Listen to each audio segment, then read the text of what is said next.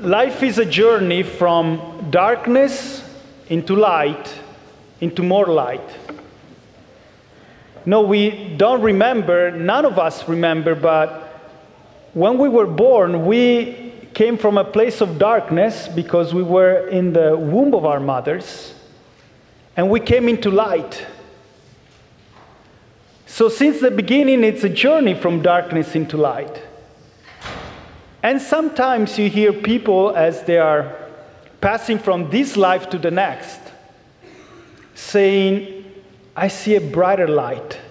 Somebody's coming, I see, and I feel a sense of peace and comfort, and I see a brighter light. So life is a journey from darkness into light, into more light.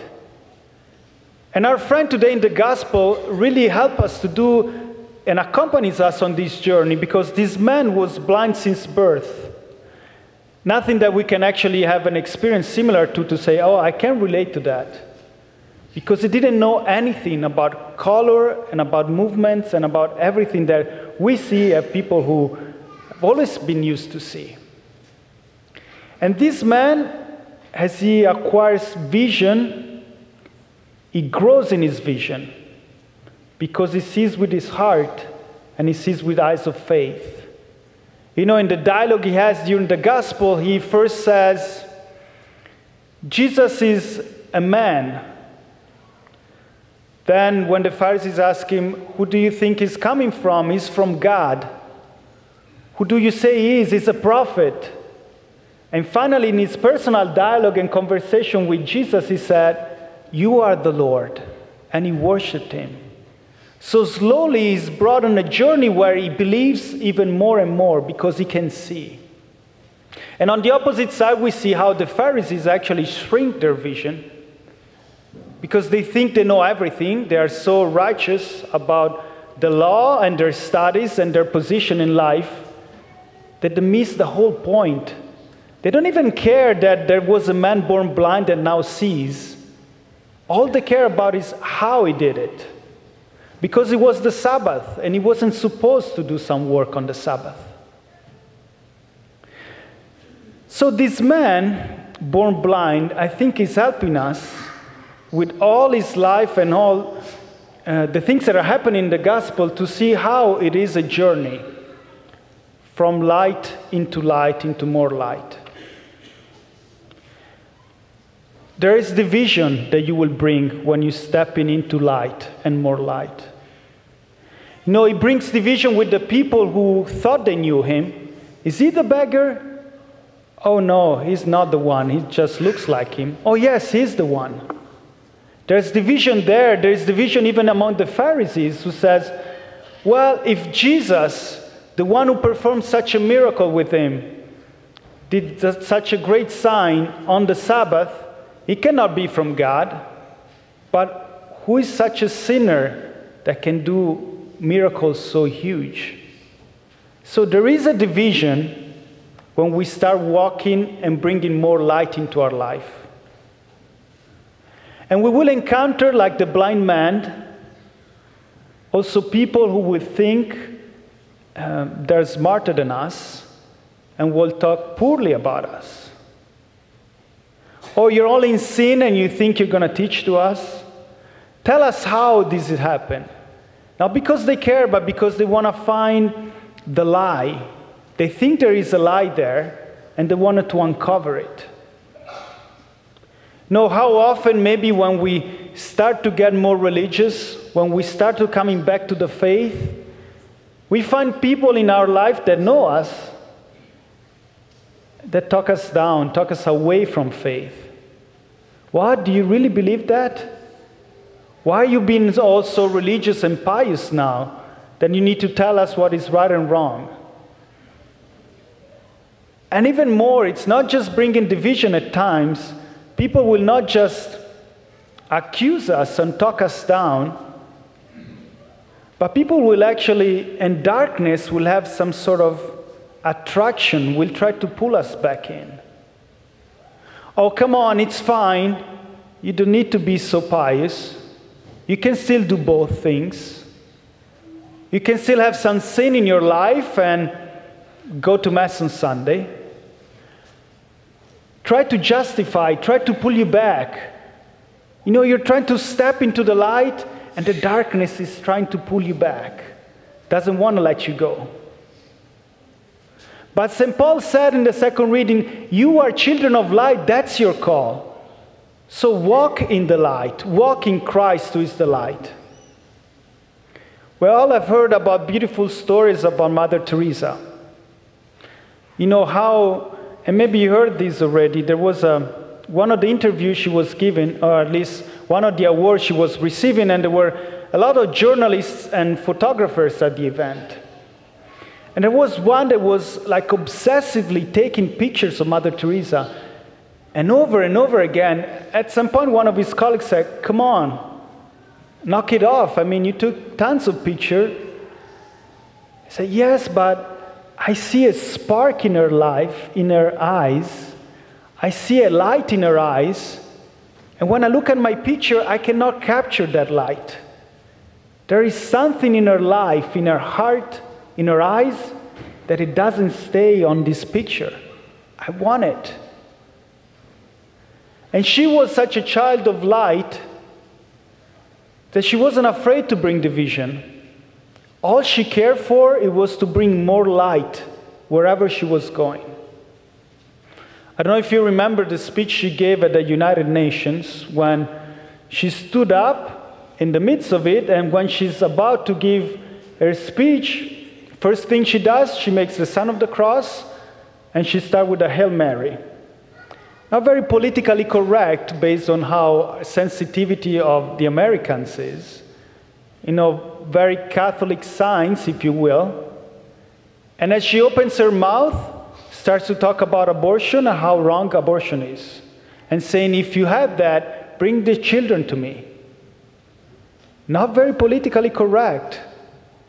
But she wanted to bring light in those people's life. She wasn't afraid to talk the truth and stand up for that. And so we realized that to be children of light, we need to have courage. It doesn't just happen that one day you reject the darkness and you start walking in the light. It doesn't just happen that all your friends that maybe you need to share some sinful life with will all have the same experience and welcome you as you preach Christ to them.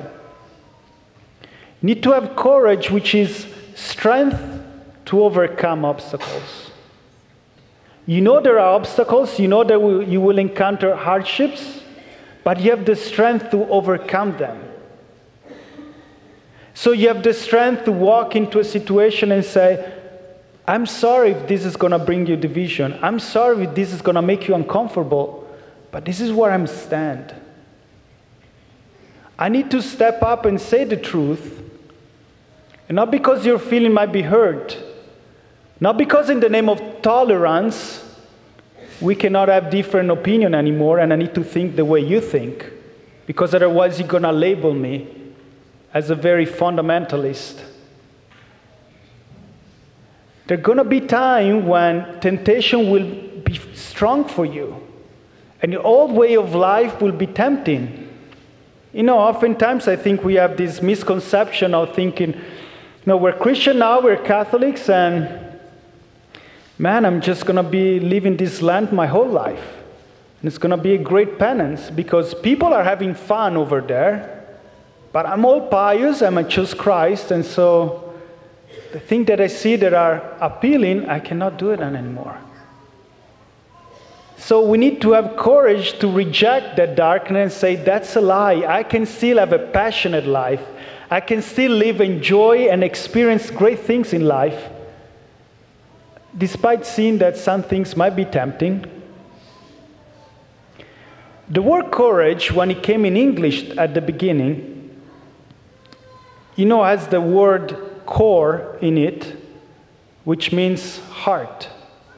And so at the beginning, when the word courage came into the English, meant having courage is somebody who is telling his story or her story with their whole heart. You are telling your story with your whole heart.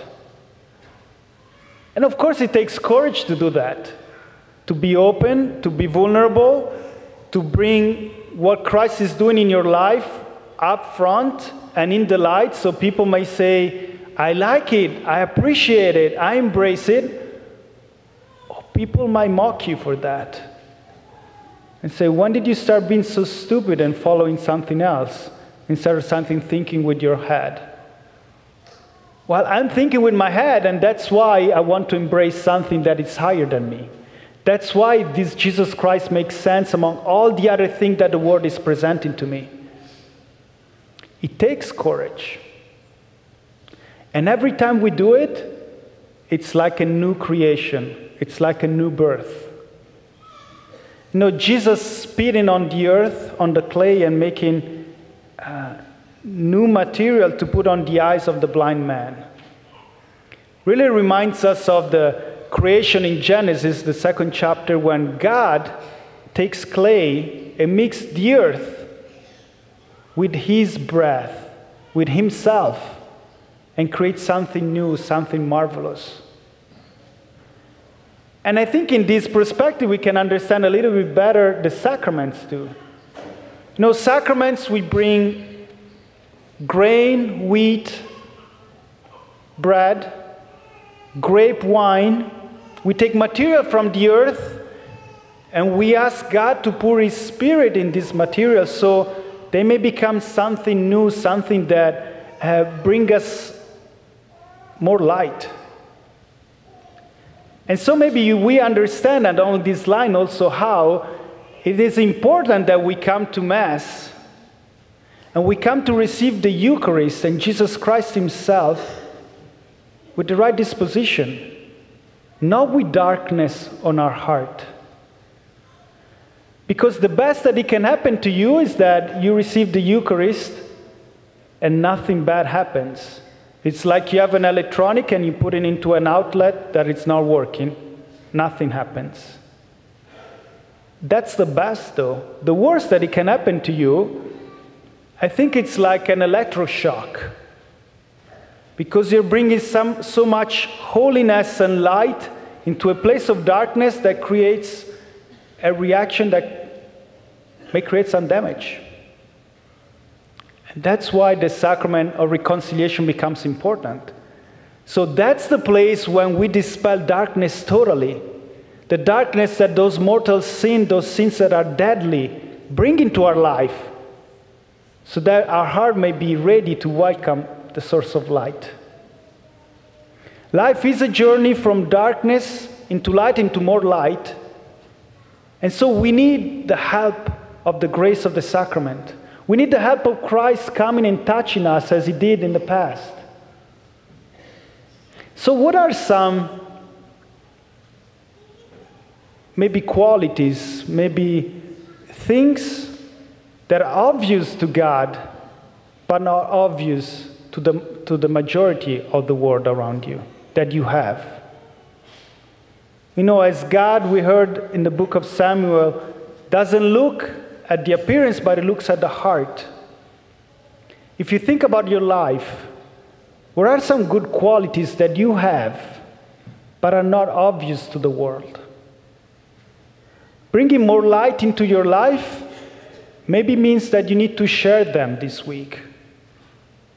Some of those good qualities you have, and not many people know about it. Bringing more light into your life also means that you're stepping away from darkness. And so which are the places in your life where Christ and Christ's grace hasn't penetrated yet? You know, those dark corners, like when you clean a room and you say, well, the vacuum doesn't really go well into that corner, so I'm just going to leave it there. Just going to close that closet and hoping that nobody steps into it. What are those dark places where we need to bring Christ's light? Do that this week. Do that in your prayer. Do that in the sacrament of reconciliation if it hasn't been especially a long time since you step into it. Bring more light into your life. Can you imagine if all of us, we really take seriously that? If everyone next week, because we have brought a little bit more light into our life, come here a little bit more bright. We need to come to Mass with sunglasses next Sunday, because this will be so bright that we cannot step into like without the sunglasses. Take it seriously. Doesn't really matter how temptation can be hard at times. You know, maybe you had 10 times you've been tempted, you fall 9 times. Well, still one victory for Christ. Still one victory for the light. We take small steps because it's a journey from darkness into light, into more light. Doesn't happen overnight, but in this journey, Christ is with us. And the community is with you. There's a support that the community gives. We all need to do our part, whether sharing more of the light that right now it's hidden from the world, or bringing more light into our life, so that we will be all a little bit brighter, because Christ is our light.